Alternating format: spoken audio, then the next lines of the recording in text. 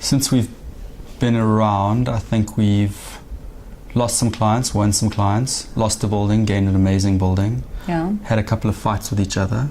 Drank lots of coffee, sat in way more meetings, and have yet to give anybody a panic attack.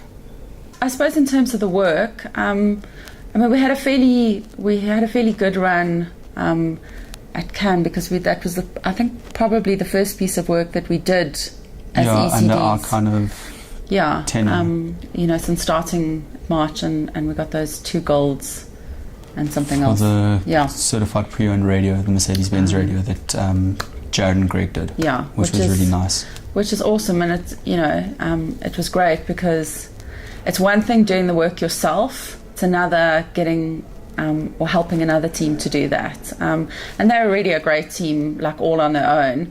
They just need a little push in the right direction from us. So, I mean, I didn't think it would be rewarding. They're the laziest but it's actually, team on earth. Yeah, they suck balls. You don't hire them. Fuck, they're just awful. Yeah, actually. You don't want to hire them. Awful. And the drug problem.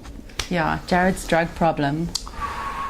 But I think there's a great sense of pride that comes from seeing somebody else walk, and especially when you've had a little hand in helping them get there. Obviously, they do most of the heavy lifting, and we just kind of put extra weights on. The work that we've just spoken about, they got the 2 Cannes golds, didn't come through at Lurie's. Well, it did. It didn't get gold, though. But it didn't get gold. But that's okay, because I think the team is okay with it. They're soothing themselves by spooning their 2 big lions. So, I mean, that's how Lurie's works, and it doesn't help to, I've always said that it's much harder to win a Lurie than it is to win an international. So hats off to Lurie's, and we still did okay, and we're just going to keep tracking. I think we're trying to do... But I think, also, like, we had a really good Lurie's from a Mercedes-Benz point of view, and I think that, it's a relationship that we're really happy with and really proud of, and we've got a great relationship with the clients.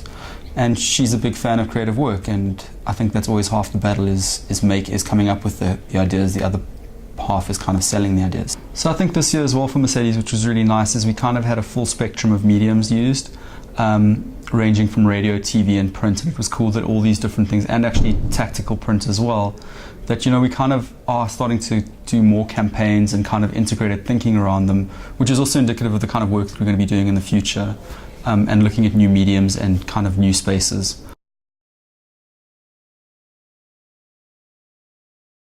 Look, I mean, to be honest, I think that she had quite a big shoulder injury and was on quite a few painkillers, so that might have been the first one. But I think from there she's always kind of believed in it. So we had a little bit of help on the first one, some Myprodol that I might have given her, being the resident pharmacist at Network BDO.